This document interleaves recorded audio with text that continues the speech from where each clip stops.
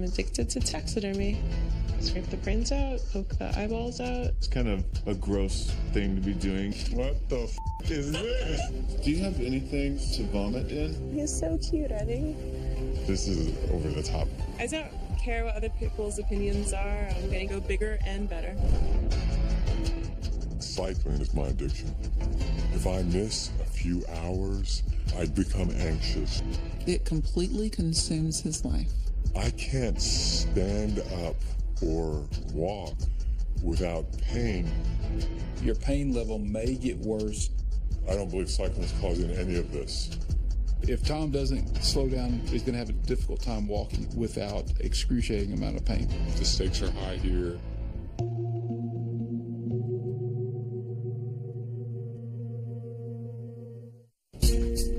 My name is Divya. I'm 28 years old. I live in Brooklyn, New York. I'm a fashion designer, and I'm addicted to taxidermy.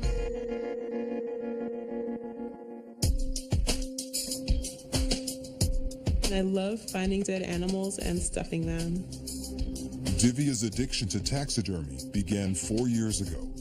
She found a dead mouse and couldn't resist the urge to cut it open. I remember just really wanted to keep it and inspect it and see how it worked. Now Divya keeps 50 dead animals in her 800 square foot apartment and works on taxidermy every day.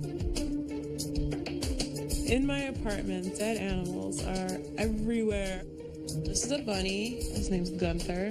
This is Robert. He's a bobcat. I've got a cat skeleton. This is Eden. It's a baby deer. I've got baby geese, swallows, and 2 fox heads. Taxidermy in general, that's kind of a gross thing to be doing. Divya is constantly hunting for dead animals on the street and in parks. There are dead things everywhere, you'll find them. I try to look under bushes or, through sort of thick parts where people don't really go, sort of where an animal would go to die. Divya has stuffed 28 mice, 22 birds, and 1 squirrel. Dead birds are one of her favorites. There's a bond you form with any animal you work with. The first step is making the incision down the abdomen. And that's the part where I always hold my breath, like literally, because you never know what's inside. Just remove the whole body cavity. Scrape the brains out, poke the eyeballs out, sew them up. Dead animals can carry diseases like rabies and bird flu, illnesses that can easily spread to people who handle them. When I find an animal, first I'm looking for pests like maggots. I check the eyes too because I think someone told me once, like, oh, if the eyes are like eaten, like it means something bad. I do have some health concerns with Divya. Her exposing herself to something, she needs to be careful. But Divya's taxidermy addiction isn't just endangering her health. It's also caused the end of several relationships. I've definitely had a boyfriend who's been like, you can't have your taxidermy thing going. So I was given the ultimatum of him or taxidermy, and I chose taxidermy. Most people are a little freaked out about dealing with dead animals and cutting them open. It's kind of weird. People have like a bad idea about what I do, but just because it grosses them out doesn't mean I should stop.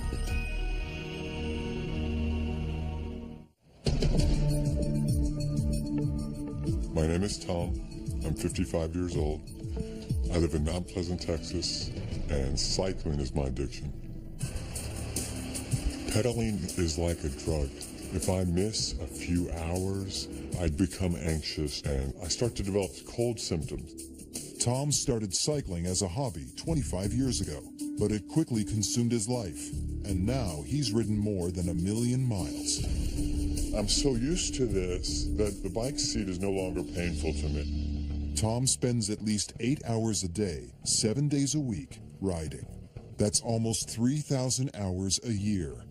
I'm not ashamed of how many hours I spend on a bike. The first thing I think about when I wake up is cycling. coworkers, they know where to find me. I'm always on my indoor bike. I'm right there by the phone. I have my computer attached to my bike. As soon as I get home from work, I go out on my road bike, come back after about an hour, and I clip in and start going. 40 some extra hours a week on my bike is kind of like a second job. It completely consumes his life all day long. That's all he does.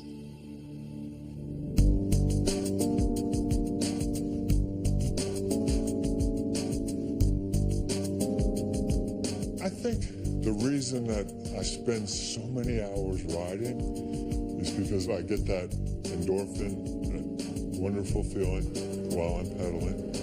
In my little man cave sometimes, since there's no bathroom in here and I don't want to get off the bike, I would just use a bottle to urinate in. It is abnormal that my dad spends so much time on the bike. I just think there needs to be a balance.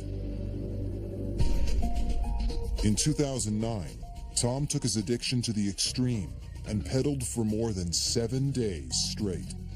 I set a world record. The record was 182 hours on a stationary bike. From day 6 on, I was having hallucinations every night. I fell off the bike once. I fell asleep when I was on the bike.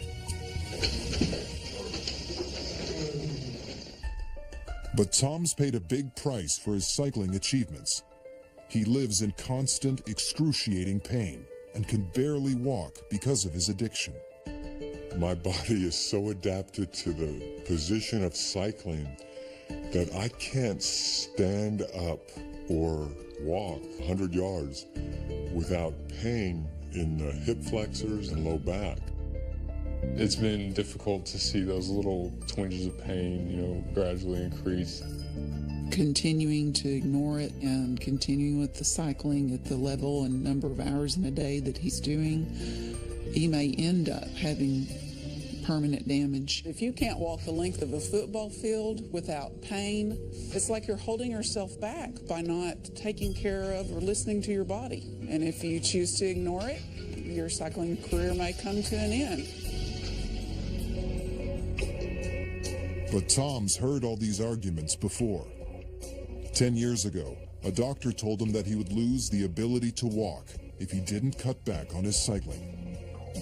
Tom ignored the doctor's warning. I'm not concerned that I caused irreparable damage. I really don't believe that I have. I continue to believe the movement of cycling is beneficial. Tom is distrustful of doctors. He will go and be seen and be recommended a medication or a procedure, and he declines them. Tom's family wants him to slow down, but he refuses to stop. It is frustrating to me. He's not going to be able to go forever at the pace that he is. I don't want to get a call one day saying that something happened. I see no reason to spend less time cycling. I think I'll be able to ride until I die. Coming up, Tom makes a shocking resolution. I should be able to exercise at a high level up until I keel over and die. And then, Divya's friends are in for a surprise. And we are just gonna go right in and make a cut. Do you have anything to vomit in? 28-year-old Divya has been addicted to taxidermy for 4 years. She's stuffed more than 50 dead animals and keeps them on display in her 800-square-foot apartment. Her friends don't understand her obsession, so she's decided to surprise them with a crash course on taxidermy. Today, I'm having some friends over for a party. It's the same as any other dinner party, except there's a taxidermy lesson as the main event. Looks like we're each gonna taxidermy. Yeah.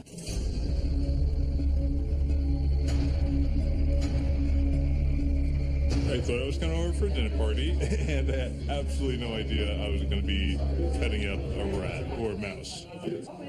So these are feeder mice. Okay. Are they DI'd? Like, they don't have any eyeballs. Oh, they do. We're going to poke them out. All right, so they're all on their back, and then we are just gonna go right in and make a cut. Since you guys can do the same. No. Yeah, I smell it too. Don't go too hard. Oh, that's pretty gross. Do you have anything to vomit in? I was just freaked out. The wine helped tremendously. How does this make you feel? I'm used to it, and I just keep thinking of the end product. So I noticed you use your bare fingers for half of it. Yeah, it's totally fine. I actually don't usually wear gloves unless I have my nails done. How do you know if it has parasites or not? I mean, you can't tell, like, microscopic parasites, obviously.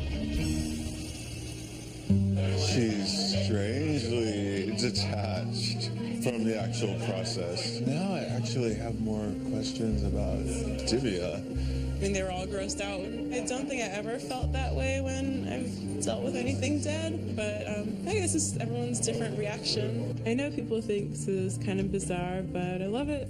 I don't see any reason to stop.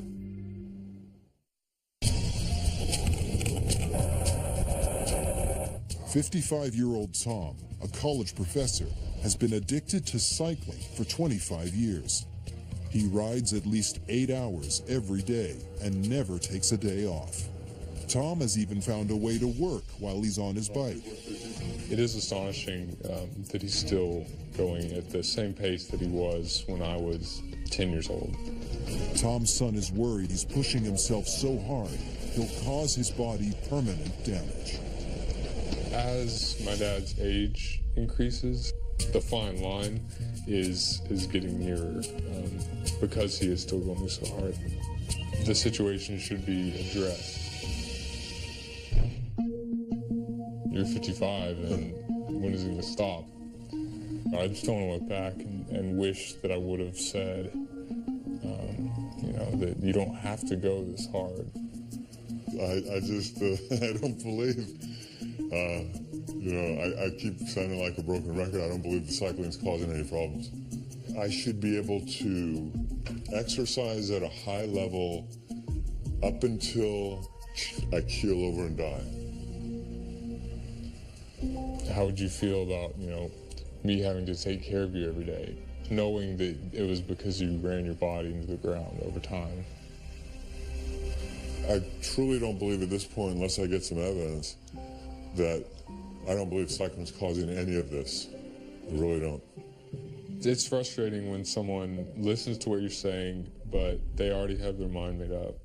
Ultimately, it's your decision, but would you consider seeing a doctor just to get everything checked out? It's never too late to investigate all different options.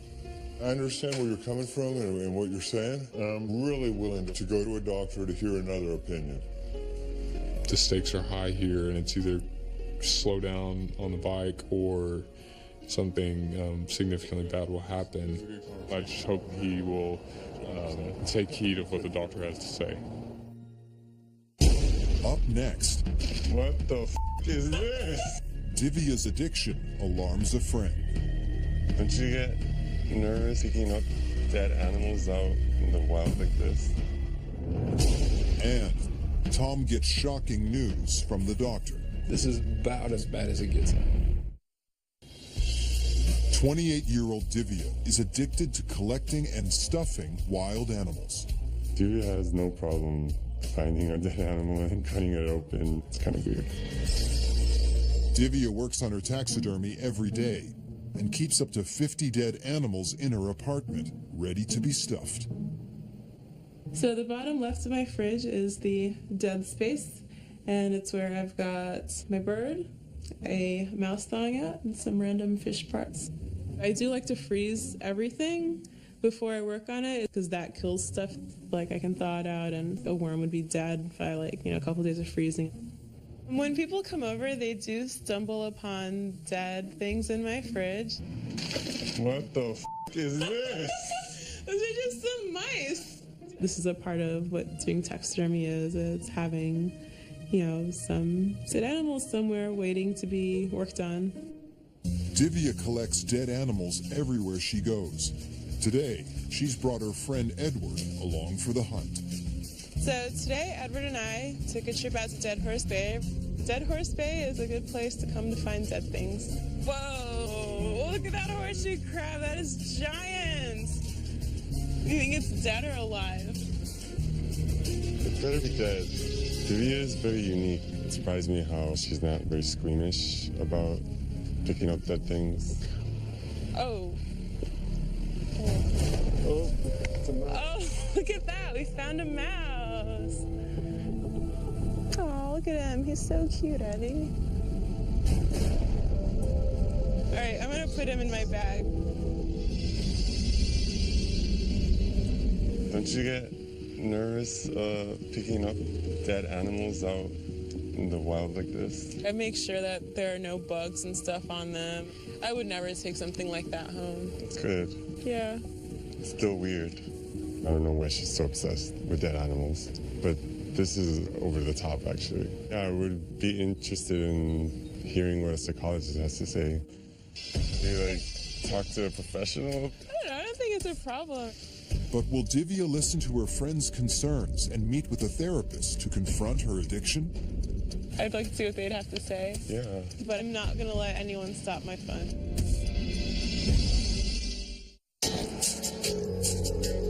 55-year-old Tom has been addicted to cycling for 25 years. He suffers from extreme pain in his hips and can barely walk, but doesn't think cycling is to blame. His son disagrees and has finally convinced Tom to see a doctor. If I hear bad news, and if I had to stop cycling tomorrow, I think I would suffer some withdrawals. I would feel anxious. David Hester. Nice to meet you. As far as activity level, what do you do now? Only activity where I'm pain-free is cycling. Where is most of the pain? Can you isolate the pain for me? Hip flexors. Right down through the groin, both groin. Okay. Yep. Have you noticed over the last 3, 4, 5, 6 years any loss of range of motion of the hips? Oh, absolutely. My flexibility has gone to nothing. Okay. All right. Let's take a look at actually a couple things. You tell me if I get to any point that's uncomfortable for you. It's grinding when you do that. It's a bit of pain. Right there, you got it. Okay. Right in there, that starts to become uncomfortable. Yes, right sir. In there. Okay, very good. What I would recommend at this moment is we can get some x-rays of your pelvis, of each hip, and your low back as well. We'll go over this and take a look and see what we can find. So looking up here, this is about as bad as it gets. Still ahead, will Tom have to give up cycling forever? It's a progressive disease, and eventually it will catch up. What am I going to do? And then, Divya faces her worst fear. What if something ever happened to your pet or one of your friends contract something serious? Tom has been addicted to cycling for 25 years. He lives with constant pain in his hips and can barely walk, but refuses to cut back on biking. Will news from a doctor convince Tom to change? The right hip is really completely worn out. There isn't any joint space at all along the top. What's the recommendation? A hip replacement is really the definitive treatment for a hip that is this significant and this severe. This is in essence osteoarthritis. But osteoarthritis is unrelenting. It doesn't get better. It just progressively gets worse over time. So let me ask this. If I were to just deal with it, am I going to cause further damage? The arthritic process will continue to progress. Your pain level may get worse, and typically does get worse. And let's say I did have the replacement. How long is recovery time? Usually the complete recovery process after hip replacement is about 4 to 6 weeks, and the complete scarring and the healing of the hip itself is about 3 months. I'm really disappointed.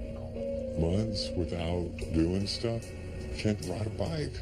What am I going to do?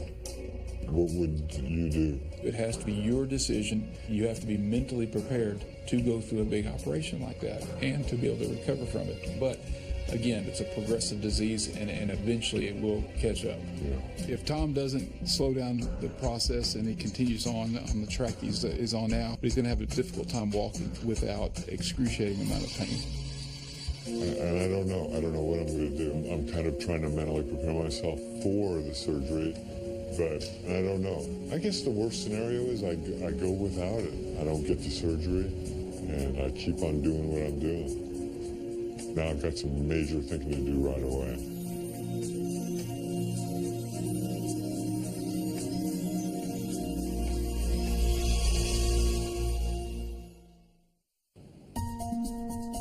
Divya is addicted to collecting and stuffing dead animals. She works on her taxidermy every day and hunts for dead mice and birds in local parks. Her friends feel her behavior may be harmful and convinced her to see a psychologist. How do you handle the emotions that might come up around the fact that the animal is deceased? I'm not really happy that this thing died, but I'm excited that I get to bring it back as a project. Divya has an unusual disconnection from handling a dead animal. Some coping thoughts that protect her from falling apart emotionally. There are hazards that could occur, either from possibly inhaling a chemical that you're working with, or disease that actually killed the animal, or some bacteria that has actually grown or infected the body. Do you worry about any of those things? I don't think any of it makes me feel uncomfortable. What if, something ever happened to your pet or one of your friends contract something serious? And if something happens to someone I cared about because of my taxidermy, of course I'd feel bad. Like, who wouldn't feel bad about it, you know? Well, it sounds like taxidermy is very important to you. Mm-hmm. It has the potential later on, emotionally, to maybe become more difficult to have in your life. But I think that if you really listen to feedback that you get from friends, you'll somewhat protect yourself from maybe this getting out of control. It was cool getting someone else's perspective on it. I'm not stopping taxidermy. I'm going to keep doing it. I just can't think of a reason to stop.